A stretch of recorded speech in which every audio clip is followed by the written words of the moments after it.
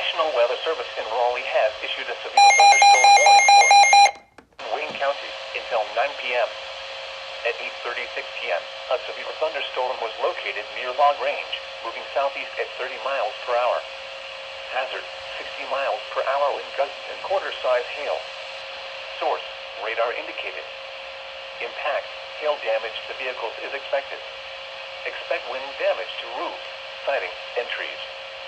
Locations impacted include Goldsboro, Walnut Creek, Seven Springs, March Mac, Brogdon, Cliffs of the New State Park, and Elroy.